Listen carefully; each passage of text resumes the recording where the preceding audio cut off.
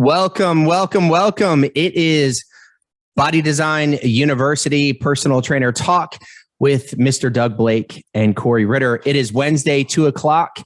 This is where we answer your questions. If you're a personal trainer just getting started or an existing personal trainer and not, rocking down the house, like not crushing it with client results or revenue, then this is the talk for you. This is the time each week that we get questions that come in and we answer them having specifically to do with personal training. So if you're a personal trainer, you're in the right place. Mr. Blake. Yes, sir. What's going on, big guy? Wow. What a great day today. It really is. Great day today. It's warm here in Atlanta, Georgia. So it's got to be crazy there. Yeah, man. I think it's probably 90. Yesterday we got up to like 97, something like that. Wow. Well, I think it killed my kombucha. I make my own fermented kombucha drink. Yeah. No, I know. And I kept it, and I've kept it in my garage. Normally it's fine, but if that garage gets to like 100 degrees, that's it, man. It's game over. My bugs get killed. So now I got to buy it from the store again. God, it's just. Dude, you ready to make this happen or what? Can we help some personal trainers today? We got some great questions. That came in. Questions about referrals, questions about intermittent fasting, questions about how hot it is in Miami, Florida, which is really hot. Questions about, clients missing work. Dude, this is great. We got a lot of real good stuff. And I am ready to rock and roll. Yeah, you look like you're on top of your game. I don't know what it is today, this week. It's just, I think there's something about being under pressure that just like makes people thrive. I guess people that thrive on pressure, but you got that right. Man, well, it's good stuff. Well, look, let's go ahead and get started. I'm gonna go ahead and just take a look here because I literally printed these things. I printed them out and I'm looking at them and I'm going to ask the first question. I've had a cut, and by the way, this is from Henry. Okay, Farrar. Is that how it's pronounced? Farrar. That's what it looks like. Yeah, Houston, Texas. I've had a couple of referrals from existing clients and was wondering how many referrals I should expect from a client base of 12. And he says, I do one-on-one. Yeah, no, that's a great question. Henry, basically most personal trainers can expect generally in referrals, what they put into it. So let me explain. Just like anything else, you kind of get out of it what you put into it. I have had incredible trainers that I've worked alongside, that have worked for me, that basically didn't get any referrals, but they're incredible. They might stumble over a couple a year, but that's it. Then I've worked with other trainers that literally get referrals every single month because of the effort that they put into it. So on a client base of 12, if I had to just guess, I would say you should expect at least one client referral a month from 12 different clients, as long as you're working it. Now, that's a big deal. What do I mean by working in it? Well, in one of the previous podcasts that we did, one of these talks, we discussed a very effective referral system where step one, you have to earn it. So this is assuming that you're getting really good client results and you're providing good service. Not just good service and no results. Okay, not just great results and not that good of service. Those two things have to go together. Great service and results. Step one. Step two, you have to ask. You have to ask for the referrals. So these 12 clients that you have, you got to ask them every month, like every month at different times, one way or another. After a workout that they worked really hard, as an announcement, if you're doing training a couple of them at the same time, hey guys, just want to let you know I'm working on, recruiting new clients. I have some open slots. Do you know of anyone that you think would also benefit from the type of training that we're doing? So asking is a big thing, but and you feel much better asking once you've earned it by providing great service and great results. So you got to ask, number two. And then once you get a referral, for example, it's very, very important that you reward the client that referred the person in. And we like to give the existing client a free month, no matter what training sessions they're doing per week, no matter what training sessions the new client coming in is doing per week. So as an example, the existing client can be doing 3 days a week and the new client coming in can be doing 1 day a week. That's all they signed up for. And we're still going to give the existing client an entire free month, 12 sessions, Monday, Wednesday, Friday, 3 days a week for free for the month as a thank you and as a way to help motivate them to come up with more referrals throughout the year. And then the client that came in that was referred will likely, put in some effort to refer you somebody too. So look, in personal training, for anyone that is paying attention to this, basically, it's the lifeblood. Referrals are the lifeblood. And there's so many incredible positive things that go along with referrals, because when you outperform, you provide good service, it develops a great reputation. So when you provide really good service over time, you do that for a year, you get a good reputation so there's so many benefits to doing this besides just the referral. When you provide good service, you get good service back. Generally, when you serve people good, they're really happy. So throughout the year, if you're providing really good service to clients, guess what? You're getting less complaints. You're getting compliments. You're getting thank yous because you're providing great service. There's so much to it beyond referrals, but that's what you should expect, Mr. Henry. Yeah, and I would think that the cream always rises to the top. So if you're providing exceptional service to your clients, you're probably doing more than the average trainer, I would imagine. I mean, look, you've got trainers all over the place, not even showing up for their clients. It just blows my mind that trainers would cancel on their clients with limited to no notice for no big emergency, and not be there to serve those clients. It's just, to me, like if that's a staple in what you would do, let's do something else.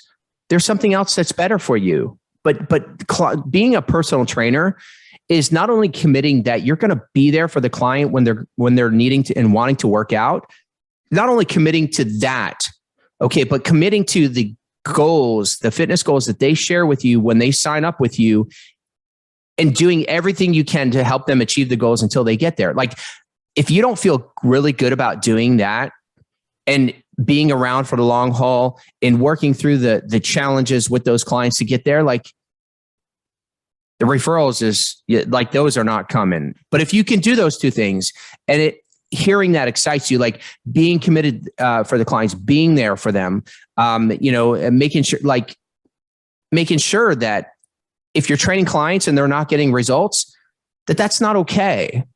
Like, it's not. Like, figuring out a way to punch through whatever the block is, whether it's a mental block, a nutrition, an exercise, whatever it is, being the trainer that is obsessed with providing not only the great service, but great results, and not giving up until you figure out how to get them to break through. Like, if you have those things, I really believe you can ask for referrals because you're delivering that level of service and commitment to their results. It's hard to find. And it's funny because he's doing one-on-one versus like a small group scenario, that one-on-one relationship, that rapport that you can develop in a one-on-one relationship can actually be of extreme benefit. Because when I did one-on-one training, that's basically all I did was get referrals.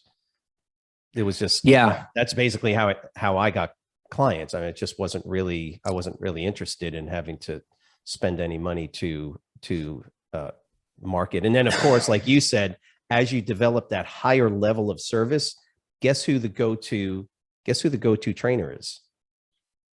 When people want a trainer. Look, think about it, not only the go-to trainer, Doug, but I know that you felt this way too. Like, when you were training, like, doesn't it just feel good?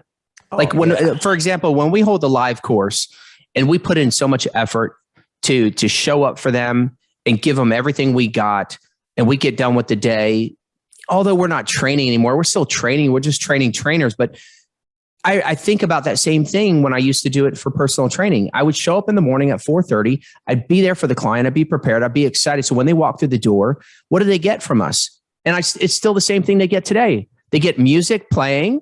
Okay. Good energy. They get a high five. They get a warm welcome. These things that I think you either really care about that or you don't. Yeah. Yeah, no, I get it.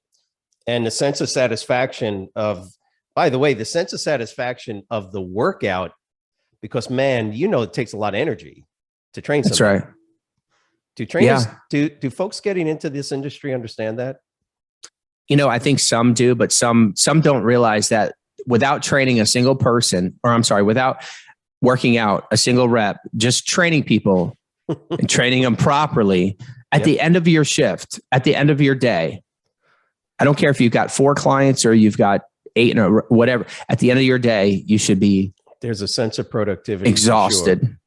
Well, look, Henry, there you go. Henry, I hope that was help. So 1, to answer your question, do your homework, do your work, and you should expect 1. Remember, earn it, ask, and reward. Earn, ask, reward. Wow. It's brilliant. Huh? All right. You ready for another one? We should patent that. Can we patent it? Or we already have. All right. This is from Lars Franklin, Baltimore, Maryland. Lars. Okay. I'm noticing more and more of my clients are missing workouts, and he puts busy, etc. during the week. So more missing workouts during the week. What am I doing wrong? Wow. It's probably your deodorant. Oh man. Wait, I'm sorry. Did I say that out loud? You did say it out loud. Look, Lars, I'm just playing, but not really. Here's the thing is that like you got to be that person. Just think of what people want to walk into, right? Just think about what the client wants, like what you would want if you were the client. This has always helped me. And Doug, you can share your own thoughts on this, but basically it's always helped me to think in any business that I run and operate and whatever I do, what does a customer want? What answers the problem? What is the solution? What are the expectations? And how do I overperform? How do I over deliver on that? And so I will tell you that, I've seen clients show up to sessions and they would never miss with certain trainers and they weren't even getting results. And I'm just being straight with you because the environment that the trainer provided, the greeting, the music, the energy, the compliments, like they got recharged when they showed up to train with this trainer. Then you've got other trainers that like just get incredible client results. Like they're pushing them, they're getting good results. They're holding them accountable to proper science and nutrition. And, but just know this is that what do you yourself, like what is going to make you not schedule? I'll give you this example. A client once scheduled a Comcast installation around a training session and for one of the trainers. And I know this was kind of hard to hear, but I was like, you know what that means, don't you? If they scheduled Comcast install during a training session that they already had scheduled, and Comcast likely had options, maybe not the best, but the client saw the Comcast installation as more important. And when you can get yourself to the point where your training session is like things get scheduled around your training session, you're like delivering such an incredible service. So to answer your question, it's really pretty simple. Bust your butt, show them, give them everything you got. Like we say this at Body Design University and Body Design Personal Training all the time. We're going to be working anyhow. So if we're going to work 8 hours, are we going to sit and just watch things go by? Or we're going to sit and just, hope that we become successful or that we have great client results and this, if we're going to be working anyhow, we're going to be busting it. Like, what can we do next? What can we improve? What can we work on now? It's the same thing with training. It's just basically, what do my clients expect?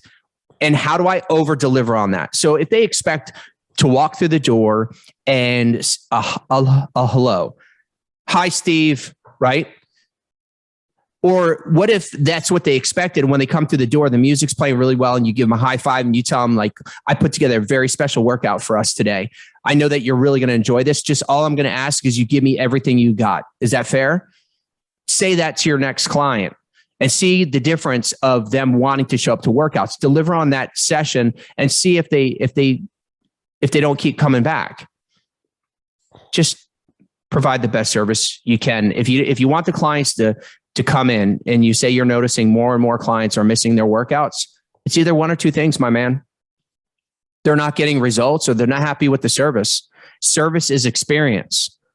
Like, so you got to figure out how to improve the experience. And if they're not getting results, you got to make sure that you're getting the results. And if you're a Body Design University graduate, you know what you need to do.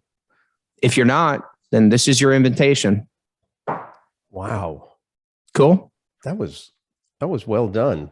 You like that? I mean, look, what am I doing wrong?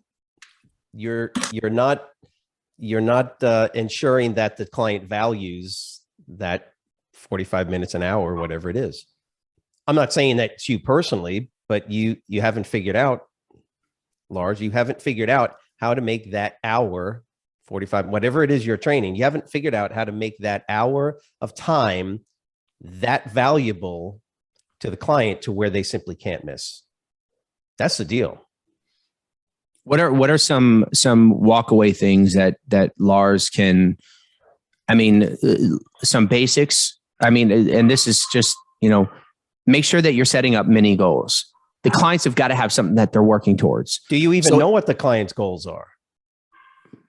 Do you even know what the client goals are? Let's assume that you do, because that's a big one. If you don't, that's a huge red flag. Right. Well, let's just assume that you do know their goals. Let's just say they want to lose 50 pounds or they want to lose 10 pounds. Whatever it is, set up a mini goal that they're working towards this month. Susie, I know that our ultimate goal is going to be to lose 50 pounds this month. I want to lose 6. That's the goal. Okay. We're going to lose 6 pounds of body fat this month. That's the goal. Are you in agreement? You excited? You ready? You want to make this happen? Okay. I'm telling you, follow what I'm going to recommend and you're going to achieve this goal. 6 pounds of fat loss in the next 30 days. And then hold her accountable to the things that she needs to do. And she's not going to want to miss. Like, it's painful to be 50 pounds overweight. Yeah. Yeah. And remember, people are only coming in for these sessions because of one or two reasons. That's it. They want to improve the joy or reduce the pain. That's it. And it's your job to figure out how to bring them more joy by making them look better and feel better, or reducing the pain that they feel by being overweight, by being lethargic, by being tired, by being weak, like low in energy, like low in strength. By doing that, they're going to want to keep coming back. I promise you. But this is a challenge. I'm not going to lie. I mean, we know the trainers all across the board, and I mean, the US, Canada, have a lot of clients that don't show up. And it's for these same exact reasons that we're saying. So get them excited, hold them accountable, provide good service, show up early, have the programs, compliment them. I think I had a client one time. I told him that I learned this from another trainer, by the way, because I saw the client respond, and I'm like, I'm going to say the same thing. I had a client walk in with brand new sneakers. I don't notice people's sneakers or things like that, their haircut. I just generally don't. I probably should, but I don't. And I noticed this client. I do a good job with the client because I'm getting paid to do that. So the client comes in and I notice that they have new sneakers. I'm like, man, those are awesome athletic sneakers. And he talked about it for like 2 months. He brought up this thing. He even sent me an email with a link to where he got them. Like, as if like I was going to, but that was a big deal for him. That compliment. Yeah. Sure. From some people don't get those, By the way, you also got to hold them accountable, Lars. You got to hold them accountable. So that's not okay. What's a way to hold them accountable? Give us an example. Well, remember, accountability, you would have already have done the handshake agreement. Look, if you don't show up for workouts, you need to tell me why, or at least I need to call you out on it. I mean, that's basically what accountability is. So the question then, real simple. I mean, when they do show up, you're going to have to at least engage them and start asking the questions of, hey, Corey, I know, I've noticed that you've been missing a couple of workouts. Let me ask you a question. And what I've done now is I've bridged the accountability, rapport, relational, conversational stuff I got to get into now, which Mm-hmm. is you ain't doing the right thing. I'm calling you out on it. Now, just let me ask you a question. What is going on? How can I help you? Is it a scheduling issue?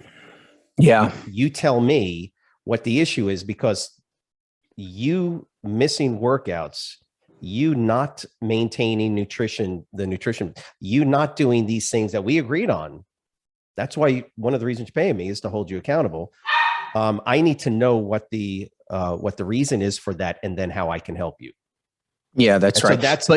But don't do that. Don't do that without clearly understanding their goals and having that agreement up front. Like, the accountability part is critical. What Doug just said, as long as they know, as long as one, you know their goals, and they know you know their goals. Let me repeat that. As long as you know their goals and they know that you know their goals, repeat their goals back to them. As long as they know that, then the accountability that Doug just mentioned, yeah, it's gold. It's gold. It's really critical. Good luck with that, Lars. Make it happen. Yeah. Okay. Next question. Doug, like, before we get to that question, the thing is like, this is it's just all we do is serve people. Like, that's like, from a personal training standpoint, what everyone that's out there, like, that is personal trainers watching this or going to watch this at one point or another, just know that, like, that's what you're getting into. The cool thing about it could be a lot of fun because you're in your environment. You get to be in a gym, helping people get fit, and good music and wearing athletic clothes. But don't let it fool you. Like, the main thing that we do to get clients to show up, to get them to pay us the highest rate that we can get them to pay us, right, is so we can make a good living. And having a good enough living to be able to support us and maybe a family, is service. Like, that's all we do. And I think something that you mentioned earlier, Doug, like, not a lot of people understand that, like, that's really what we do. We're not just throwing dumbbells around. It's like, there's a methodology to the act of service that personal trainers that do really well what they do. And you're just not going to get, people simply are not going to get that level of attention from other areas of their life or other service areas of their life. You go through Burger King drive-through, you're going to get service, but you ain't getting service like when you come in for your training session. That level of connectedness that you have with a really, really effective, good trainer is second to none. Now, and it's funny because I've had massage therapists, they've worked for me at the fitness centers that I've run in, and they say the same thing. So those folks that are providing this high level of engagement in their service, mm-hmm. the really good ones are the ones that are saying, that basically say exactly what you've been saying, which is that service end of it, that service component, trying to provide the highest level of engagement with an individual and experience is going to be, numero uno on the list of things that are really important to keep in mind. It's funny. I was checking out the our NASM Facebook group this morning. You know what some people post, because they'll pass their certification, and I started seeing some posts and it's saying, now what? And I'm thinking to myself, that's a great question to ask. You know what? Now what? You know what the answer to that is? Now you get in there and you start helping people. Yeah. Well, you think about this, think about that for our groups, but think about that for all these students at all the universities and colleges across the country. Like, they get a degree, they complete, and it's like, okay. Yeah. But for personal trainers, just getting those first 5 clients is so important. Yeah. You get your certification and then getting those 5 clients, but just know that getting into this is like, you have to become a master of service, efficiencies and just systems. And look, in our live course, how much time do we spend? I mean, it's like half our course is just on service in one way, some shape or form. that is the most critical component that we can undergird a new trainer with, is this concept of service, and what that looks like as it really lives itself out in the client trainer relationship, or multiple clients, whatever the case is. So yeah, that's really, right. Really important, man. Okay, really cool. Important. What do we have next? All right. This is from Trent Bogle from Jacksonville, Florida. Okay. Jacksonville. Oh yeah. Dude, that's like one of the fastest growing cities. And yeah, Jacksonville is? I think isn't Jacksonville and Tampa some of the fastest growing? I thought Jacksonville was, but so yeah. I see his question here. He's saying, I have a client that's training for a 10K for the first time and asking me for a specific training program during off days from training. How should I handle this? It's a great question, Doug. Yeah, that's a really, really good question. So, on off days. Okay. So I'm assuming I have to make a couple of assumptions on this. Average client, fair degree of athleticism, getting prepped for a 10K. 10Ks can be fairly challenging their first time out, especially if you've never run that distance. It's not a short, obviously it's not short. Technically, it's still not mid distance. So there are some training elements that you would want to put in place if you're an athlete. So if you're an athlete trying to train for a 10K, this is what I would have done with that athlete, high school, college athlete. I would have put them on a very specific periodization schedule, and we would have worked through to try and drop times and speed up their dry runs through their midpoints, try and get their end game in so they have muscle endurance. That is not what I would do, obviously, with the average client.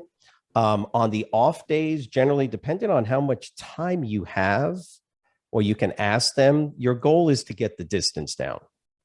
I don't know about you. I remember when I did I was stationed in Korea, and I did a half marathon. It was the first time I ever did that distance. I was doing 5Ks and 10Ks all over the place. And then I did a half marathon, and that was a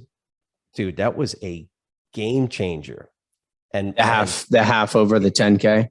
It was really crazy, because that's, you're talking about 6.7 miles on a 10K versus, you're talking 13 miles. It was literally double the distance.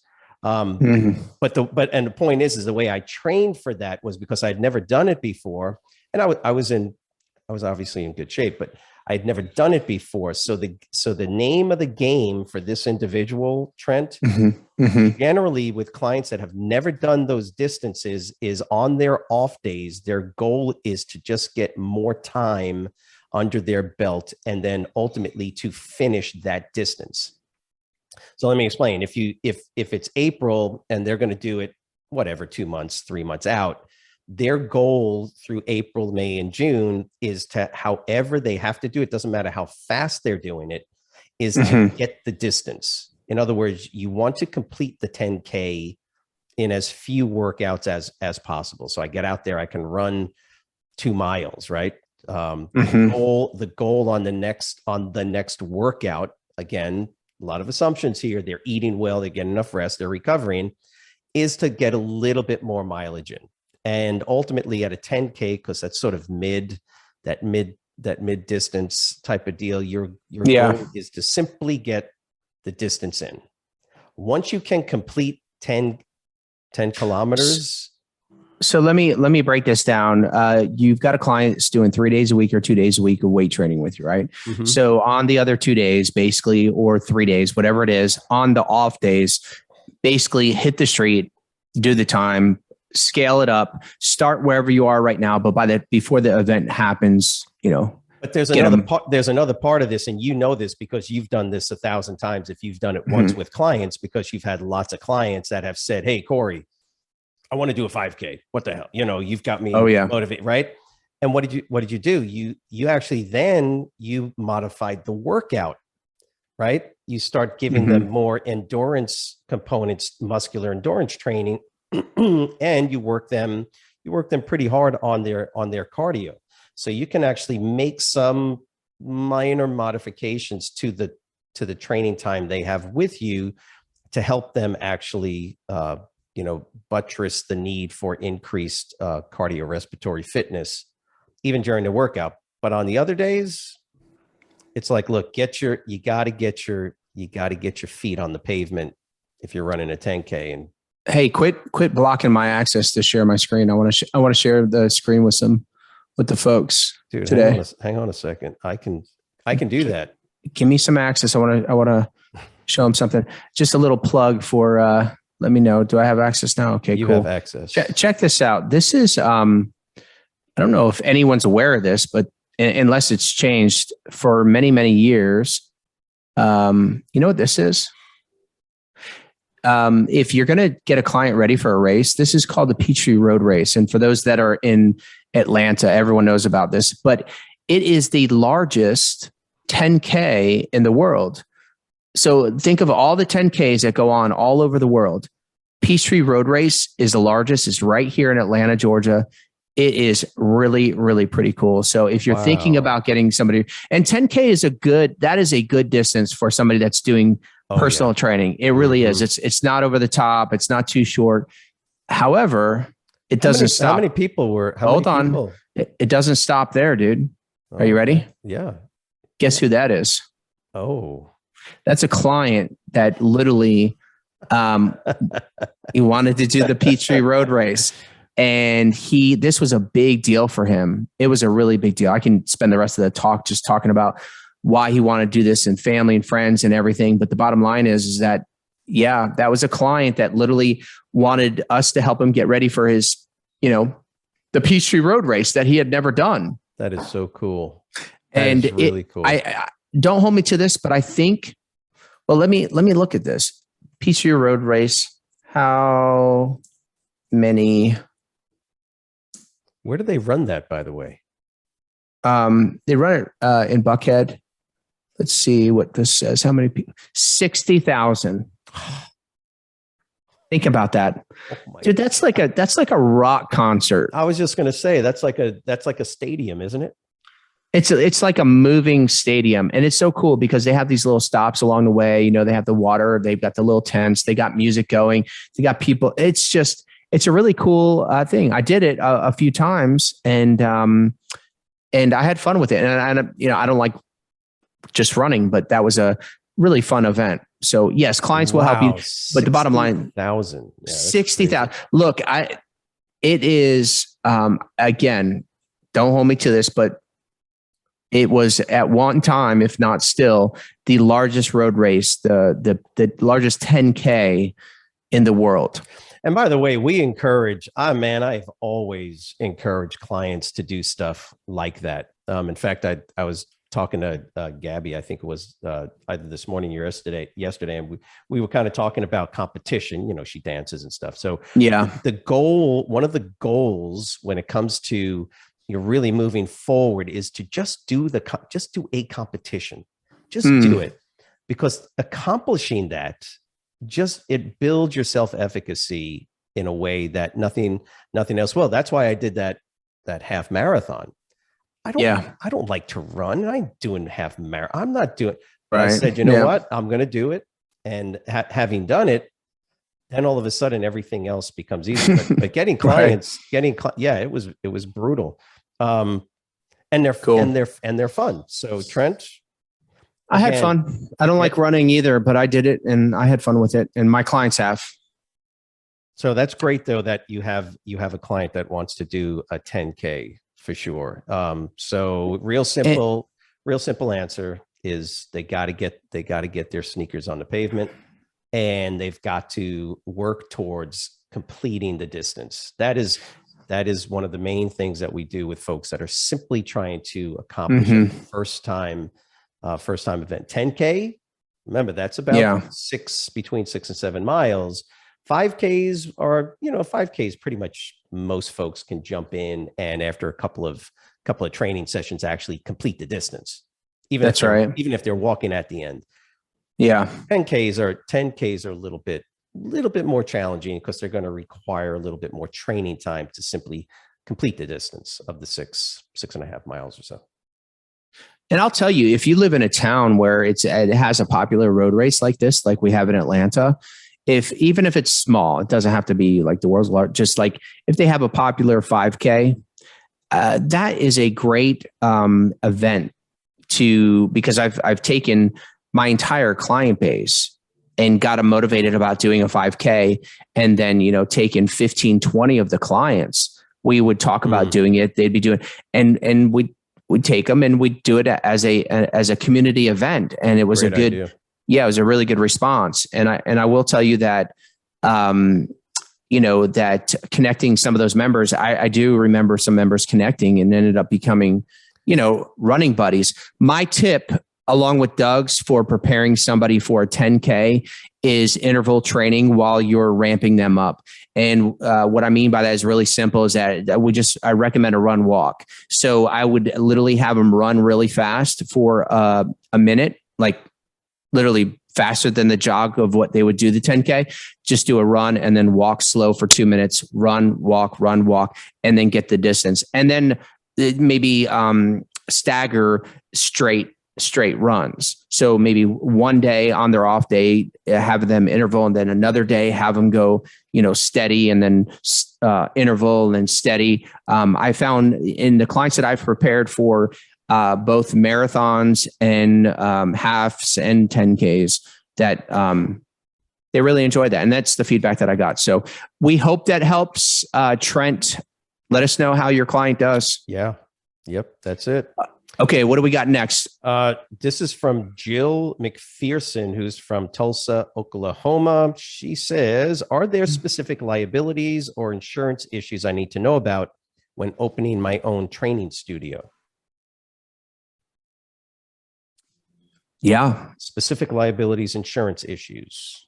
She's going to open her own training studio. Yeah, liabilities. I mean, the biggest liability is staying in business. A liability is anything that puts you at risk. Like a liability, like just opening a business, but specific to opening up a studio, I don't know, like get liability insurance and all the little risk factors. There's anything you could think of. Was the bathroom installed properly? Did they use glass or did they use plexiglass in the shower? Did they, is the sink done right? Is the mirror installed properly? Like, where is the everything, anything you could think of. There's all these weird little things that could happen. Just know that you build it out to code, and then opening up your own studio, build it out to code. They'll sign off on it. They'll give you what is called a CO, certificate of occupancy. And from there, you get liability insurance. As soon as you take possession, most landlords are going to require it. Unless you're buying the building, you're going to get liability insurance before you take possession, before they hand you the keys.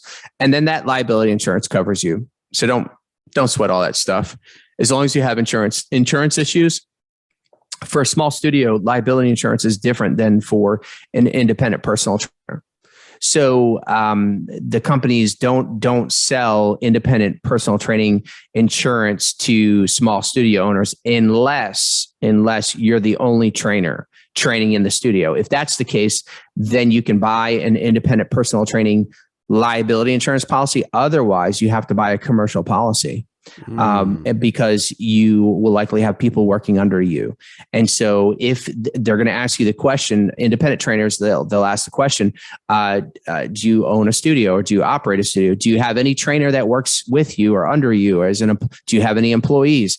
You check the box yes on any of that, and the independent policy is out the window. And now you're looking at a commercial policy, so anyhow, but you get that policy. Right now, depending on the size of your studio and the type of equipment that you have, and if you're allowing the members to use it on their own, the insurance varies anywhere from $1,500 for the year. For a small studio, they could only use it when you're there and there's no cardio equipment. $1,500 to, I don't know, a big personal training studio. It's got cardio equipment. Clients are coming in on their off days when they're not training with you. And then the next level is they're coming in when you're not even there. Like they can have a card key. Now we're talking about closer to 5,000 a year, give or take. But there's different policies for everything. So you just got to look at it, and then they'll give you a quote, and then you could select which one's best for you. But that's the range. I've got a small personal training studio, and the policy's $1,900 a year, and that covers myself, the business, and the employees that work there. And Jill, just remember, you got all your other stuff you got to deal with when it just comes to opening the business. So, I mean, liability and insurance is that much of it, but then you've got your entire operations that you have to, and your marketing and sales and all the other things that go into it. So hopefully you got that taken care of as well. I think about that, Doug. I think about it like for, and that's why franchises have for 50 years been so popular, right? The fast food franchise. It's like for somebody right now opening up a personal training studio without a business system. Doesn't make much sense, does it?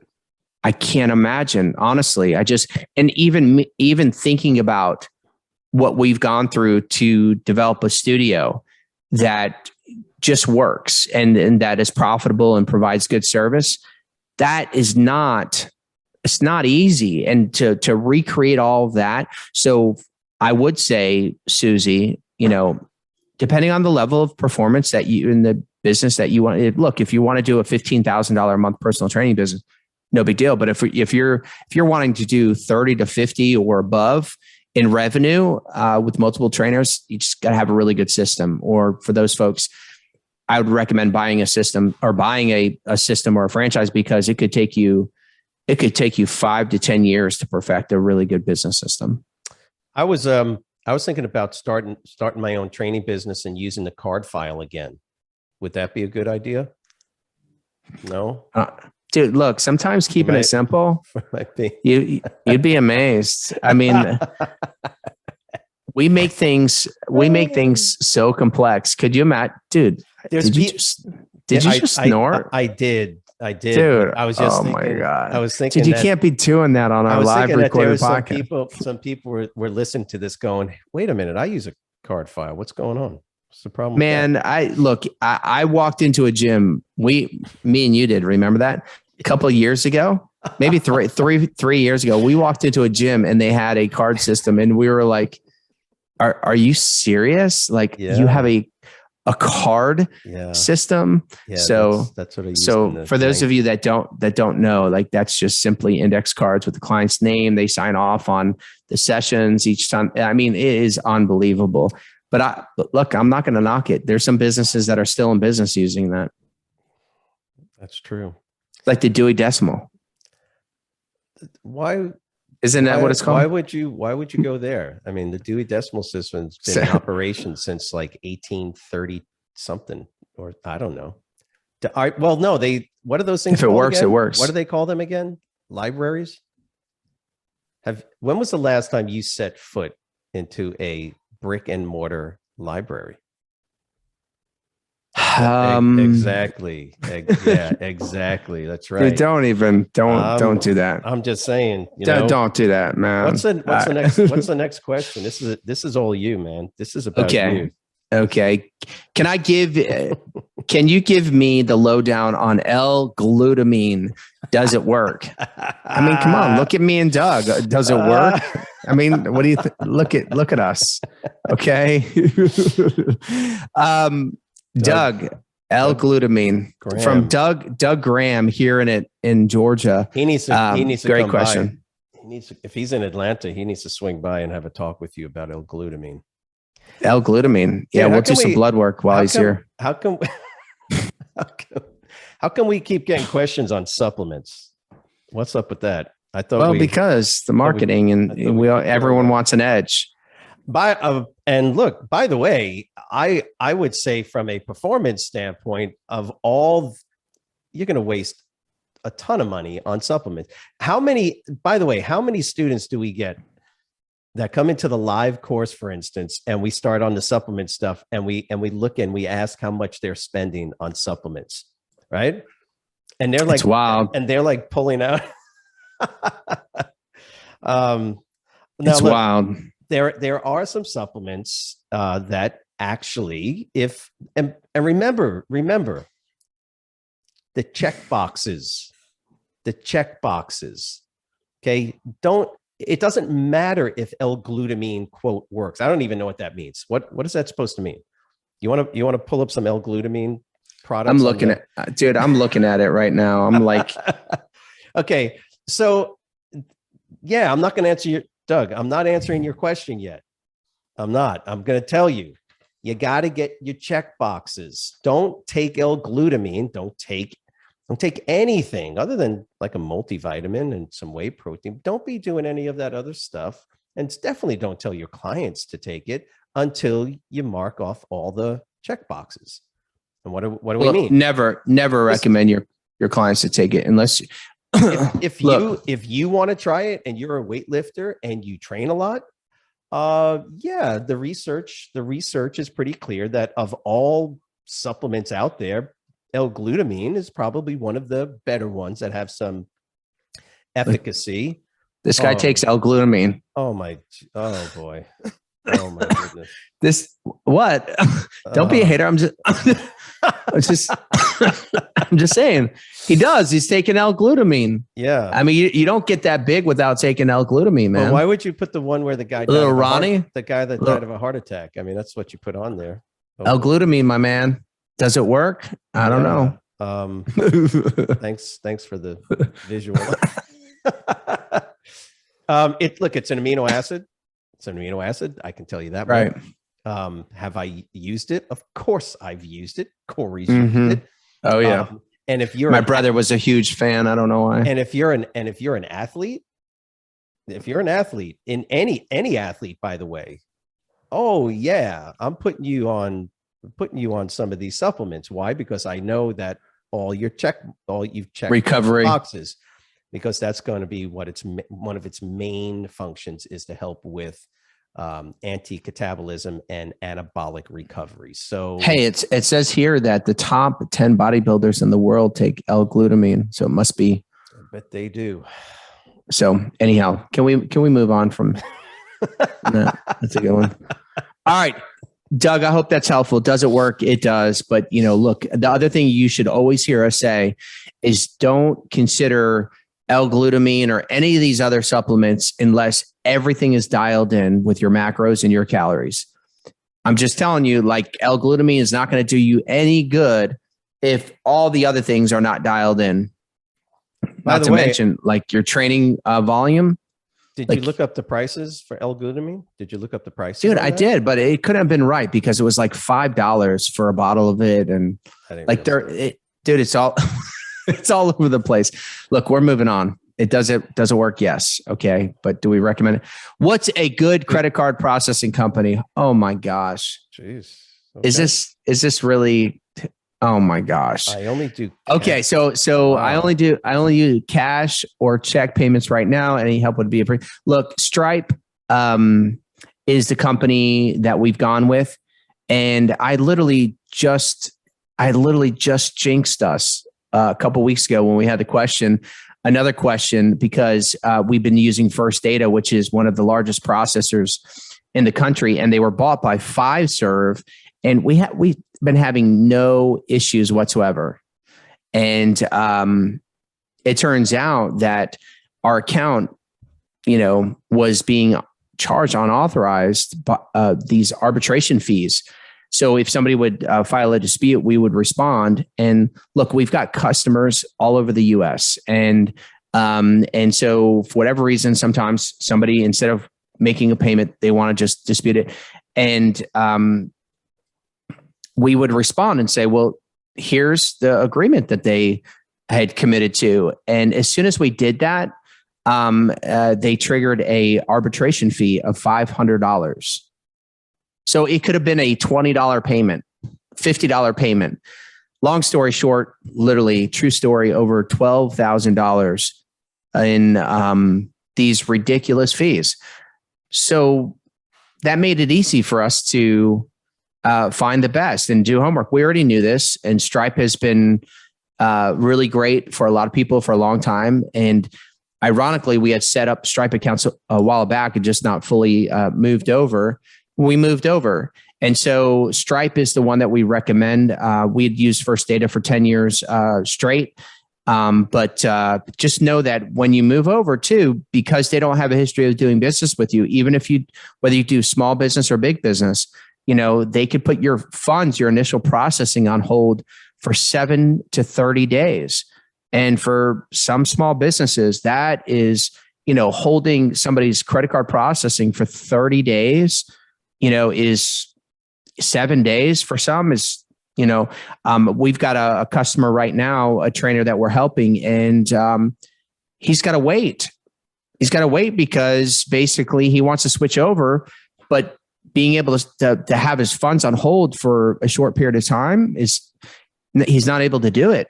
So just know that you got to prepare for that. But to answer your question, we recommend Stripe. There's a lot of them out there, but we definitely do not recommend signing up with a software system where the process is built in, because what they do is it's a part of their revenue stream. They might charge like 4 points or 3.5 points. 2 points goes to the processor and 2 points is their uptick. So we recommend go to the processor directly and set up an account. And again, there's a lot of them out there, but Stripe is the one that we recommend.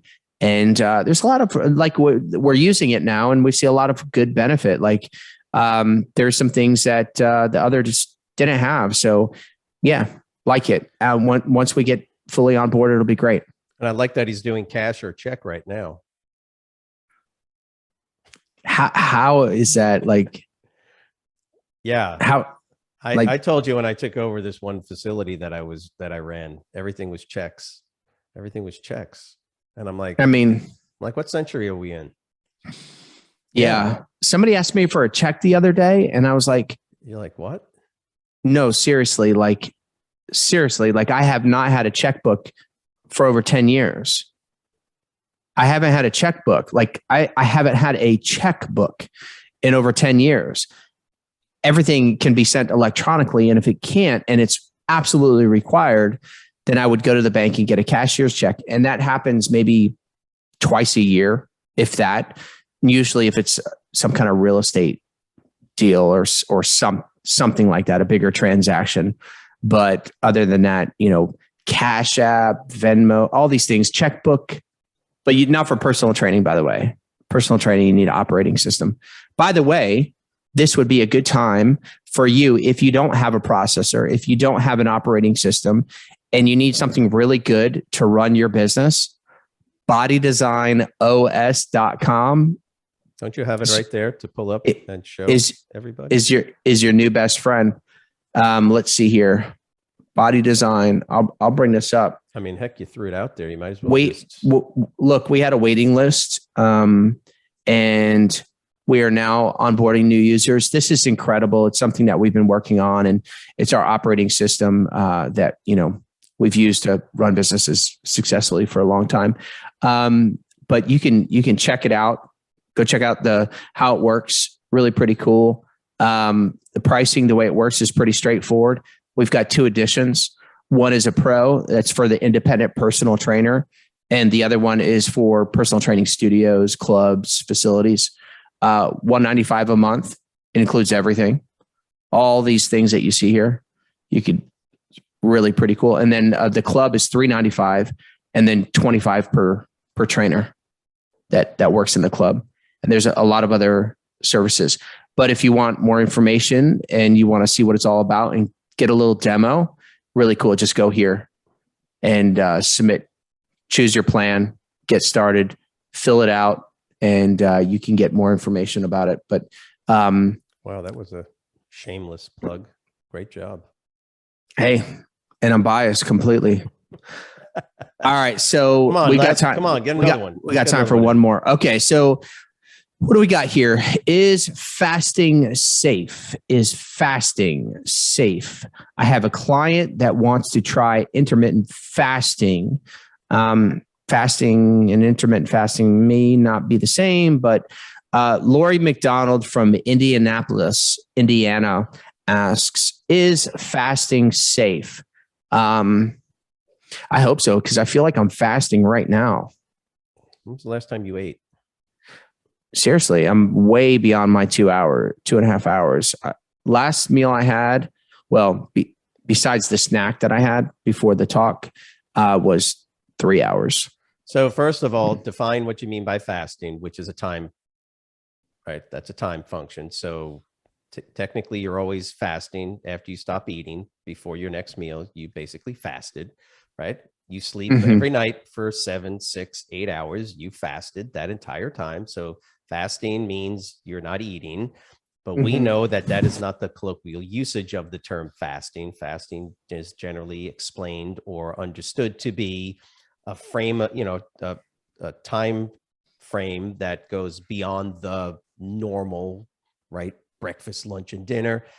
And so this is where intermittent fasting. So you're right. Fasting, and I've done extended fasts, literally for 10 days. I've done fasting. I've done a 2-week fast. I've done those things. And we've all done intermittent fasting, sometimes on purpose, most of the time not, right? So is it safe? Well, of course it's safe. The human body is designed to go without food for extended periods of time. It doesn't mean it's healthy, and doesn't mean it's the best thing. But yeah, human body is well equipped, like most animals are. You can go without food for, right, days and days and days with little to no physiological, detrimental physiological effects. So yeah, of course it's safe. But that's not really the issue, right? For us as trainers, it's not that intermittent fasting does not have some benefits. Of course it does. If you are metabolically a hot mess, well, yeah, intermittent fasting is probably not a bad idea. It's going to have some benefit physiologically. However, that's a short-term, acute issues that can be helped with intermittent fasting, like increased insulin sensitivity. Of course, that we've known this for 100 years, that if you don't eat, insulin sensitivity goes up. That's good. But that doesn't solve the real problem, does it? It doesn't solve the real problem. The reason you're intermittent fasting is because you saw something on the internet, or you heard somebody say that was the best, right? So it's the flavor. Intermittent fasting is just a flavor of the month. It is. And it's a very, very short 10 years ago. It's a very short term. It doesn't even bring resolution, because you just can't, what are you going to do? Intermittent fast every day or every 3 days? Yeah. So it goes against basic principles of human metabolism for long-term consistency in nutritional intake, and the things that we know are actually going to help people to lose body fat and gain lean body mass. So is it safe? Yeah. I would tell your client, honestly, no, don't do it, because I know why you're doing it.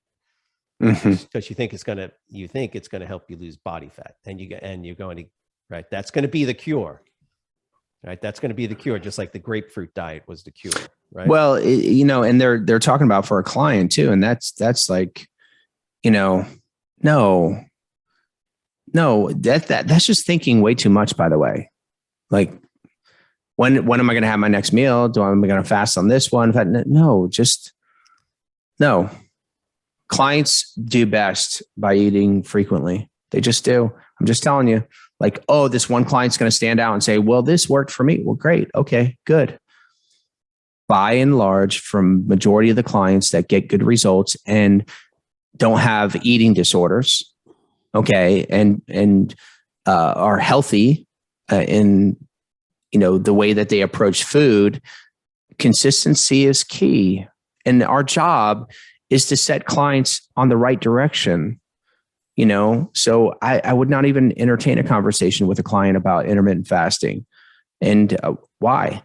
If you can get client results by getting the eat frequently throughout the day, and stabilize their blood sugar level and giving them proper energy source, and but then so it's the irony of it, isn't it? it's the irony of, again, the flavor of the month, which is the reduction or the removal of things from your daily.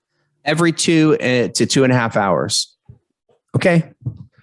That's what we recommend. Every 2 to 2.5 hours. Hey, 3 would be the longest. Dude, if you pull up, this is what we should have done. We ain't got time for that. You should have pulled up Ronnie Coleman again and show a picture of Ronnie Coleman and all those bodybuilders, and guess how much food they eat. Oh my gosh. Yeah. Well, not only that, we can pull up a 14% fitness or bikini category competitor. And they're eating every 2.5 hours. Yeah. That's just the way it is. So look, follow the people that are the leanest. But at the end of the day, thank you so much. Thank you for allowing Doug and I to enter your space today, your head.